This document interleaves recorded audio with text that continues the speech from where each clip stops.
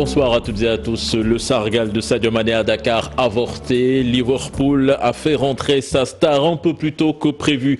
Le jet du Ballon d'Or, du tout récent Ballon d'Or africain, n'avait pas l'autorisation d'atterrir à Tunis. L'hôpital général Idrissa Pouye de Grand Yoff donne sa version des faits suite à la mort du jeune Mohamedou Sow.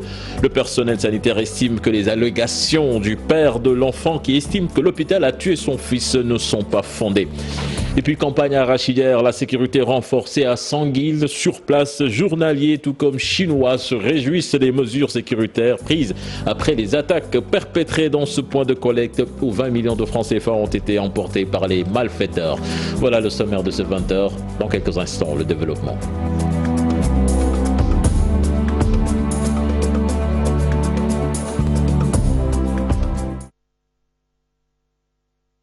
Bienvenue à toutes et à tous. La direction de l'hôpital Idriss Pouye tente de rétablir la vérité des faits après la mort de l'enfant Mohamedou Sow.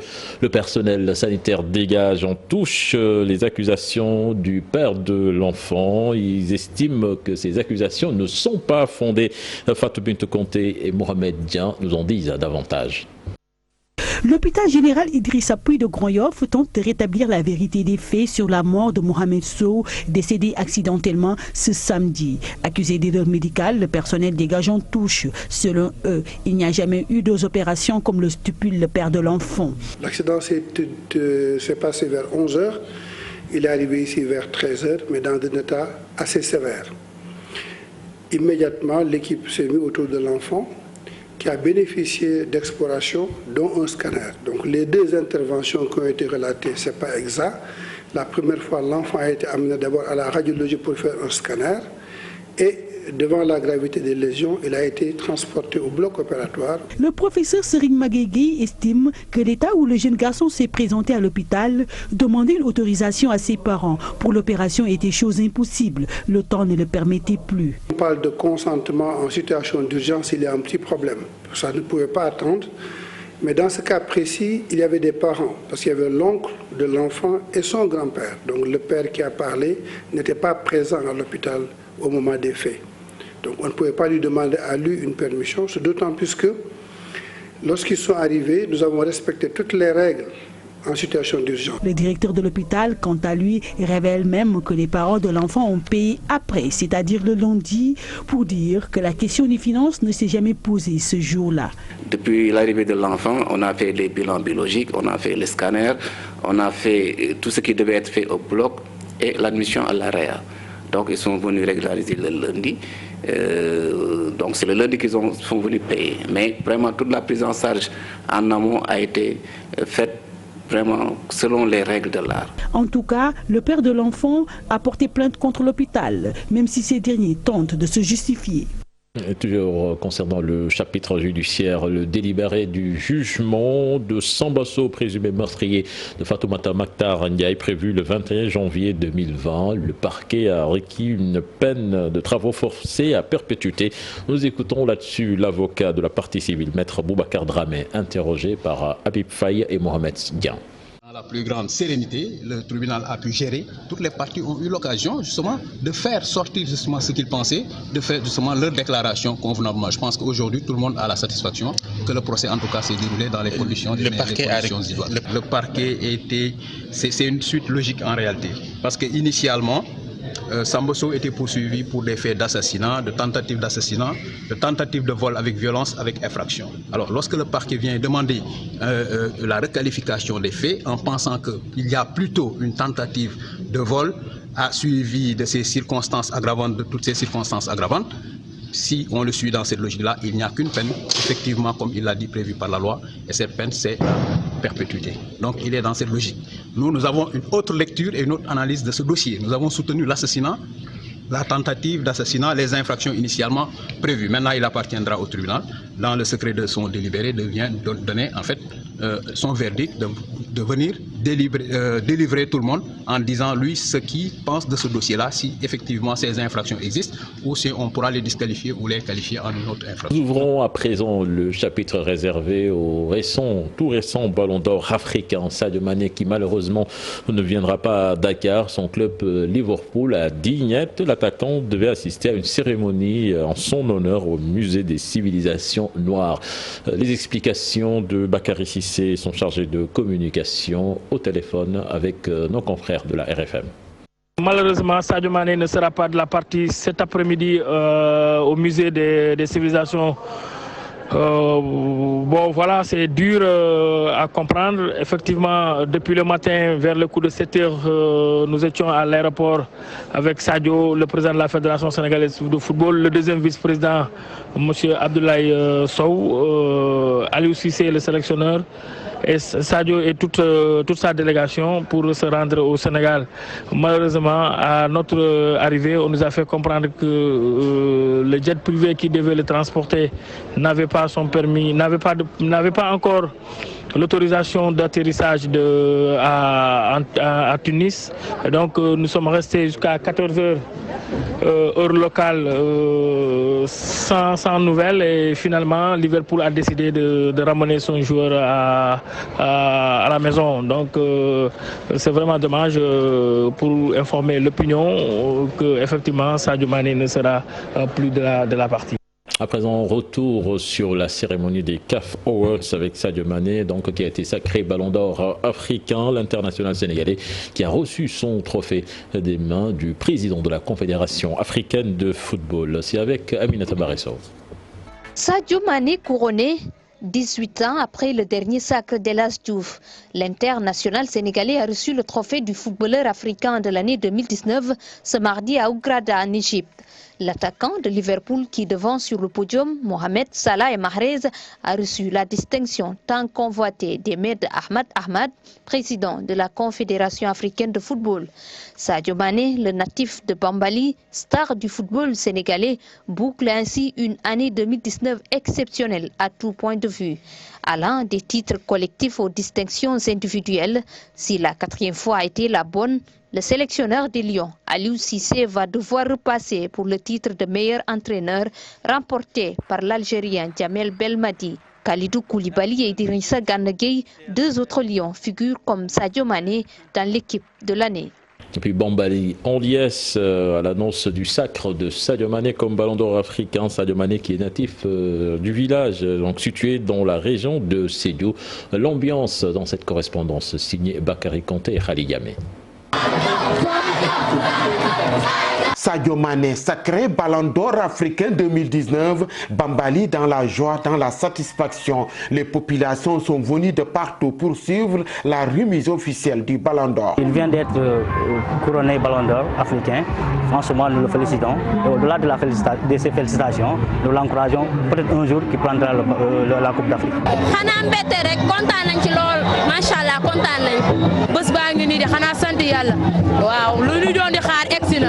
waaw neex na torop fet nañ ba fet fu mu yem neex na torop ñoom daal léegi ñu ngi koy ñaanal yàlla na ko yàlla jik buñ ko téye moom macha allah tey ba mën na door faa dañuy def ba mu baax rek Sadio moo ñu ko jaral ndax ñun amuñu fayam boo xoolee suñu lycée bi ñun ñu ko tabaxalee rek loolu rek kontaan la amuñu hôpital dispensaire la ñaam mi ngi tabaxal hôpital bu mag boo xamante ne macha allah. C'est une fête de la jeunesse, région pour laquelle le Conseil régional de la jeunesse de Sédhiou s'est mobilisé en tout cas pour venir soutenir leur frère qui se trouve être Sadio Mané, soutenir et dire à la population sédhiouase que la jeunesse de Sédhiou est derrière en tout cas la star internationale. Sadio Mané, un exemple pour les jeunes du pays, avance Dafé Bayo, président du Conseil régional de la jeunesse de Sédhiou. Sadio est une idole, Sadio également est un exemple parce qu'aujourd'hui la jeunesse parle de développement et aujourd'hui Sadio est sur la voie n'est-ce pas, de créer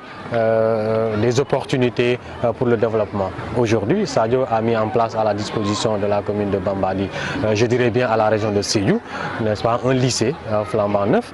Donc Sadio a mis à la disposition, ou est en train de mettre à la disposition donc, de la population de Bambali, n'est-ce pas, un hôpital. La fête continue à Bambali. Le comité d'organisation a reçu la grande mobilisation, une grande animation culturelle accompagnée par la danse mandingue, le Djambado.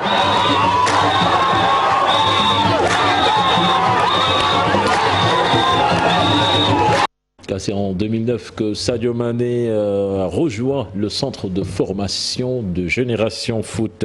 Malang Mané, formateur à l'époque à Déni Birandao, se souvient de son joyau dans ce sujet signé Modoufal et Diafaraba. Nul ne maîtrise mieux Sadio Mané que cet octogénaire, recruteur formateur aux premières heures de Génération Foot. Il est le premier à avoir reçu l'enfant de Bambali, un être qui l'a marqué à jamais. Première qualité, il est très humain. Très humain, et ouvert à ses amis, à son public, et surtout à son village natal. Il ne l'a jamais oublié. C'est un humain, au vrai sens du mot, humain. Ses rapports avec ses partenaires, même ses adversaires, il les respecte. De trop même. Un grand footballeur aujourd'hui dans le monde entier, il n'y en a pas beaucoup comme Sadio Mané. Qui, non seulement il est à l'attaque, il est en défense. Qualité suprême là. Sadio Mané a été repéré dès ses premières touches de balle. Malang Mané n'avait pas besoin de longues heures pour détecter l'immense talent du jeune. Il m'a donné satisfaction dans le brut. J'ai dit je le garde. Je le sors, je le tourne le général. Il sort d'Hambourg Dagar, c'est certainement s'est réveillé à 6 h du matin, il a réussi à 8 h 30, 9 h, il fait 20 minutes, on le sort. Je dis non, parce que je le garde. Le lendemain, il revient à l'entraînement, il me fait la même chose. Je dis je garde. Je suis là, je le garde. Ça, c'est mon bijou, à moi. Je le garde. Du talent, il n'en manque pas. Mais il lui reste tout simplement de travailler les pénaltys. Et évidemment, on s'assoit, on discute techniquement et tactiquement. Pourquoi est-ce que les pénaltys, il les manque, il les rate, ok? Pourquoi est-ce que dans le deuxième tiers, il ne tente pas sa chance devant le but?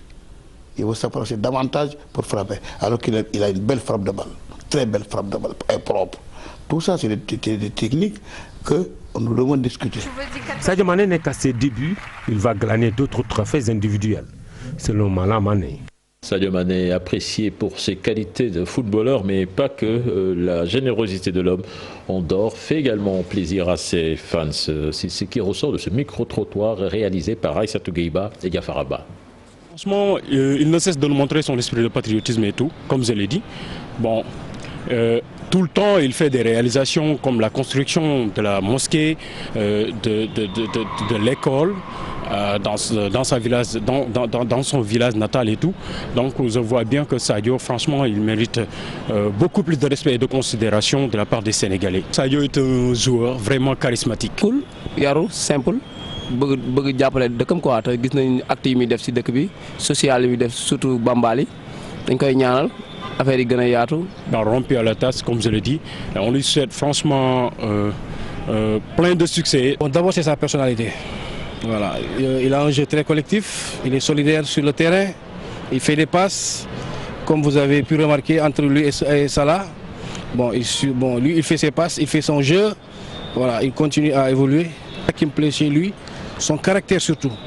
Il a un mental, il a un très bon mental, franchement. Donc je prie pour lui, qu'il continue. C'est un Africain, c'est un très bon joueur, c'est un joueur au niveau international, franchement. Chapeau à lui, chapeau à lui. C'est une fierté pour l'Afrique, pour le Sénégal et pour la Casamance. Dans un domaine, il faut d'abord avoir l'éducation de base. On a vu qu'il est éduqué, qu'il n'a pas de problème, il ne parle pas beaucoup et il respecte ce qu'il est en train de faire, le football. Content de lui, vraiment. C'est un exemple, c'est un modèle d'âme. Il faut être unis pour pousser ces gens de personnes, ces gens de modèles, pour qu'ils puissent être dans des hauts niveaux de compétition mondiale. C'est un joueur très humble et courtois aussi. Parce qu'il ne cesse de nous montrer son esprit de patriotisme. Sadio Mané, le talent, la générosité, l'humilité, des qualités, des adjectifs, plutôt des qualificatifs plutôt, qui suffisent pour faire de ce garçon un modèle. C'est ce que nous allons voir dans cet élément signé Ibou Diouf. Les qualificatifs sont légion quand on parle de l'enfant de Bambali. Les joueurs, les grands d'ailleurs, aiment tous qu'on dise qu'ils sont des génies. Tu l'es vraiment sous tant d'aspects. Pourquoi il restera une référence, surtout pour les plus jeunes? Et il s'agit de son caractère. Il est ouvert aux journalistes. Pour sa famille et ses amis, c'est le généreux. Hormis son talent reconnu par bon nombre d'observateurs, l'homme a un grand cœur. Que dire de son éducation musulmane? Ses parents lui enseignèrent à prier avec confiance et à se préoccuper d'autres. Cela depuis son jeune âge. Une vraie valeur sur le terrain, on le ressent surtout après une réalisation. Don de soi forgé dans la douleur et dans la persévérance, le Sénégal tout entier se félicite de l'attitude du footballeur qui revendique fièrement son attachement à son Bambali natal et à son pays. L'endurance est l'une des choses les plus difficiles, mais ceux qui endurent finissent par gagner, disait Bouddha. L'attaquant de Liverpool a intégré cette assertion. Sadio Mané, comme on fait de société, comme les formateurs engagés dans les écoles de football, ces milieux de férus qui apprennent chaque jour aux plus petits à toucher les premiers ballons. Mané aussi comme un entrepreneur qui aide les jeunes diplômés ici de notre territoire à trouver un travail. Tu n'es pas un professionnel de la santé, mais tu as doté ton Bambali natal d'un hôpital. Comme ces enseignants qui transmettent bien que plus que l'éducation nationale leur demande. À travers son exemple, c'est le collectif plutôt que l'individuel que l'on perçoit le dépassement au service des autres, à l'inverse de la tendance à l'individualisme dans notre société, ici au Sénégal. Une valeur particulièrement prégnante dans un monde de foot trop souvent pourri par l'argent et la réussite individuelle. Sadio Mané sort du lot, incarne cette valeur. Des milliers de jeunes veulent s'inspirer du dynamisme de l'attaquant des Lions pour tracer leur chemin, leur propre chemin. À chaque fois qu'un gamin du pays perce, cela nous rappelle que c'est possible. Sadio l'a fait. On est fiers de toi, Ati. Là, c'était le chapitre réservé à Sadio Mané, Ballon d'Or africain. Autre aspect de l'actualité, le Parti démocratique sénégalais va-t-il se joindre à la marche contre la hausse du prix de l'électricité initiée par le collectif Nyon Lank Nyon Bagne? La réponse attendue dans les prochaines heures avec le bureau politique du parti qui doit se prononcer. C'est ce que révèle donc le collectif au sortir de sa rencontre de cet après-midi avec Maître Abdoulaye Wade. Certainement, nous y reviendrons dans nos prochaines éditions. Attaque contre les opérateurs chinois, la sécurité renforcée à Sanguil. Le ministre du Commerce est attendu sur place. Les travailleurs du point de collecte, comme les Chinois, se réjouissent des mesures sécuritaires prises à la suite des attaques perpétrées sur les lieux. Voici Kernosek, il est travailleur. Il témoigne au micro d'Ibrahima Diamé. Vraiment, on était très choqués. Vraiment, on avait peur aussi que nos partenaires partent. Mais avec l'appui du président de la République, avec l'appui des autorités, M. le maire Macoumba Diouf, avec aussi l'appui des habitants des villages environnants et du village même, vraiment, les gens sont revenus sereins. Les Chinois sont revenus sereins. Vraiment, ils ont compris que c'était quelque chose qui devrait se passer. Ça s'est passé ainsi, mais le travail a repris. Ben, ce que je peux dire, bon, je sais que actuellement, la sécurité est en train de faire son travail, mais on ne peut pas divulguer tout ce qui se passe au sein de la sécurité. On espère que ceci ne va plus se reproduire ici à Sanguil. Ce n'est pas pour le village, mais c'est pour la nation, parce que c'est un pôle économique. Ici, là où je suis, on emploie plus de 300 personnes par jour. Il y a l'autre usine qui emploie plus de 120 personnes par jour. Et il y a une usine gérée par un Sénégalais qui emploie aussi plus de 60 personnes par jour, dont des femmes seulement, des mères de famille. Vraiment, c'est quelque chose d'économique. Et ça représente un pôle économique au niveau de la commune de Latmingué. Voilà. Ce n'est pas seulement les gens du village qui travaillent ici, mais je peux dire que c'est le Sénégal. Partout dans les villages, dans chaque concession que vous rentrez, il y a des étrangers qui sont venus ici pour gagner leur sort. Campagne agricole, plus de la moitié de semences certifiées et stockées, soit 26 000 tonnes sur les 200 000 déjà collectées. Une information qui émane du ministre de l'Agriculture, Moussa Baldé, qui faisait un bilan d'étape, s'est également prononcé sur le cas de ces Chinois attaqués à Sanguil. Salif Sow, Asmalik Diop. Le ministre de tutelle donne des assurances un mois après le démarrage de la campagne agricole. Que sur un objectif de 55 000 tonnes, nous en sommes déjà à 26 000 stockés. En matière de semences certifiées, le stock de cette année, à la même date, est supérieur à celui qu'on avait l'année dernière. Donc, en tout cas, il n'y a pas de retard sur si vous voulez, la collecte de semences au niveau national. Présentement, plus de 200 000 tonnes d'arachides sont collectées. Cependant, les 90% du produit sont entre les mains des exportateurs. Sur ces 200 000 tonnes, la différence avec les années précédentes, c'est que les exportations prennent à peu près 90%. 8% ce sont les semences et 2% les huiliers. Donc la part des huiliers a été réduite de façon drastique. Ça, c'est dû au fait que le prix proposé par les exportateurs au niveau du marché est très élevé, en moins de 250 francs. Concernant les exportateurs chinois attaqués par les hommes armés, le gouvernement s'engage à les sécuriser. Le Sénégal est un pays de droit. Ce sont des transactions commerciales qui doivent se faire dans la légalité. Et je pense que personne n'a le droit d'aller attaquer quelqu'un d'autre parce qu'il arrive à s'en sortir mieux que lui. Du Sénégal prendra toutes les mesures pour que le droit triomphe. Cette année encore, une vive polémique a accompagné la distribution des semences. Le ministre de l'Agriculture minimise et promet de poursuivre l'assainissement du système de distribution des intrants. Nous allons continuer ce travail et nous espérons que d'ici quelques années, on va trouver un système transparent de distribution des intrants au Sénégal qui soit accepté par tout le monde. Et pour cela, nous allons même utiliser les outils numériques, c'est-à-dire faire en sorte que la traçabilité et le fait même qu'on puisse donner les intrants puissent être numérisés. Et je pense que c'est un gage de transparence que nous avons entre nos mains et que nous allons utiliser. Pour sauvegarder le capital semencier, 99% des factures des opérateurs financiers ont été liquidées afin de les rendre compétitifs. Nous restons avec le ministre de l'Agriculture qui annonce que la production en riz est passée du simple au double depuis 6 ans. Moussa Baldé, qui répond à l'opposition, l'invite à ne pas politiser les questions d'union nationale. Nous l'écoutons toujours au micro de Salif Sow et Asmalik Diop. Le gouvernement n'a jamais dit qu'on a eu l'autosuffisance en 2017. L'autosuffisance, ce n'est pas seulement une question numérique. Je pense que c'est un état d'abord d'esprit. Nous devons produire et faire accepter que notre riz soit consommé par les Sénégalais. C'est presque le cas. Nous devons avoir une vision durable, ne pas seulement se fixer sur 2017, réussir et dire voilà on l'a atteint et après retomber dans les travers des importations. Ce que nous voulons, c'est un programme sûr qui évolue de façon stable et durable. La production sénégalaise de riz, elle augmente chaque année. Elle va continuer à augmenter et l'autosuffisance, nous l'atteindrons et nous resterons autosuffisants, c'est le plus important.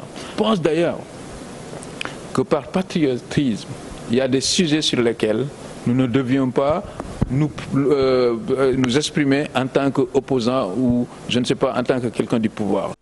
Santé à présent avec la 7e édition du Forum national des partenaires pour la lutte contre le VIH-Sida.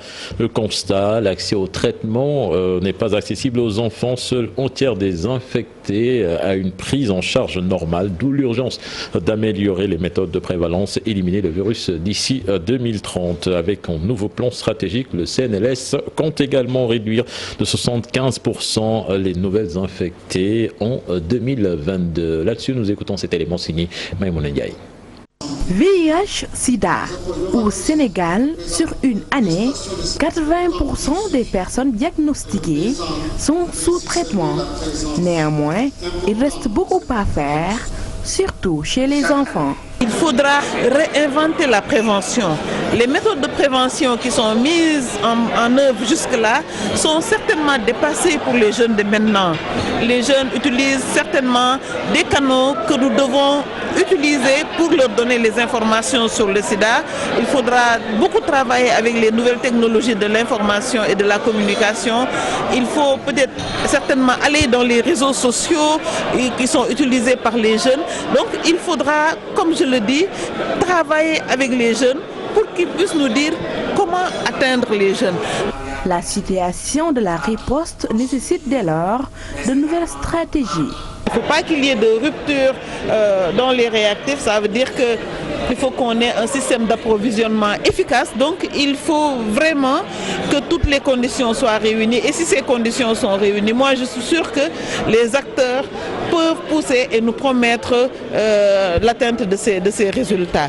Maintenant, ce sera difficile dans les cibles où nous sommes à 30% chez les enfants, mais il faudrait qu'on se mobilise. Le gap lié au financement au plan national est estimé à 52%, d'où le lien également de changer de méthode. Nous avons des acquis, mais c'est basé sur des financements extérieurs. Si ces partenaires extérieurs arrêtent leur financement, notre riposte tombe à terre. Donc, nous avons réfléchi à une stratégie de pérennisation qui consiste à augmenter régulièrement le budget de l'État, mais l'État seul ne peut pas prendre en charge cette stratégie. C'est créer aussi de nouveaux partenariats. Avec plus d'engagement, de détermination et de moyens, le Conseil national de lutte contre le sida espère éliminer le virus d'ici 2030.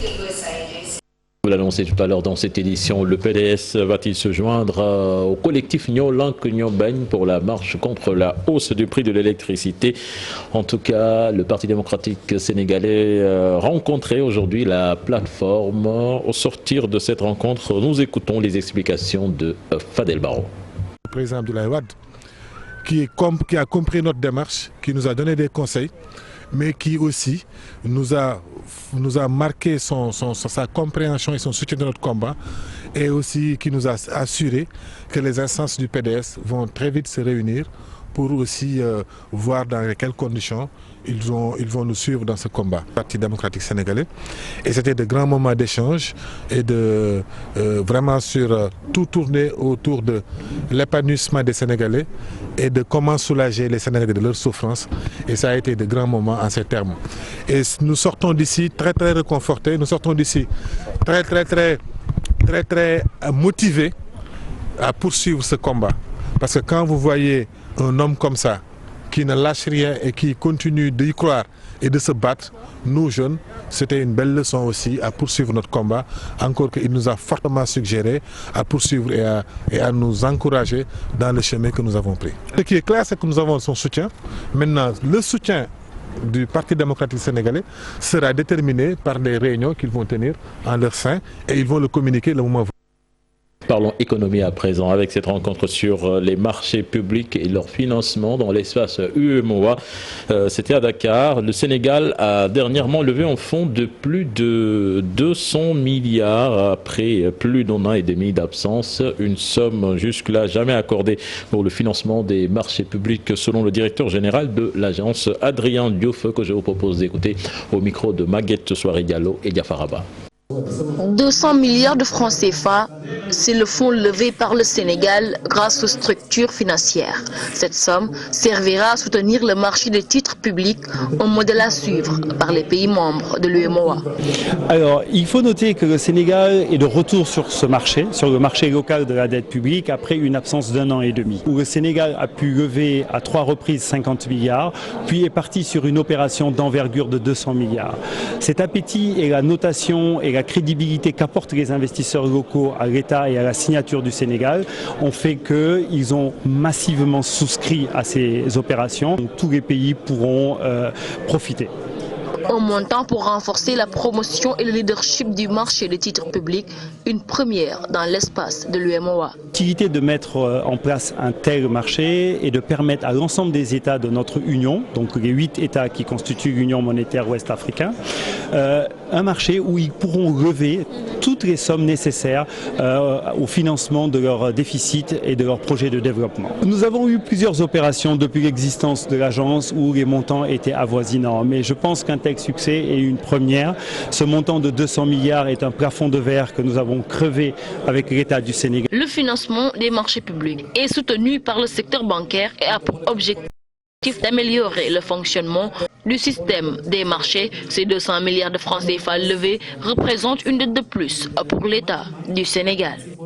Et puis avant de boucler cette édition, la Coupe d'Afrique des Nations qui revient au mois d'hiver, Cannes 2021, donc qui va se jouer au Cameroun à partir du 15 janvier au dimanche 14 février. Ainsi a décidé donc la Confédération africaine de football qui motive cette décision par la réforme de la Coupe du monde des clubs FIFA qui va se jouer en été.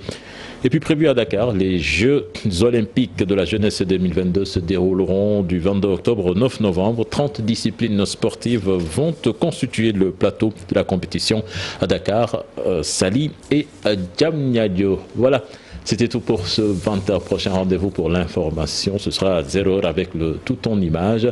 À vous l'antenne, Aram Touré, aujourd'hui on n'a rien grignoté.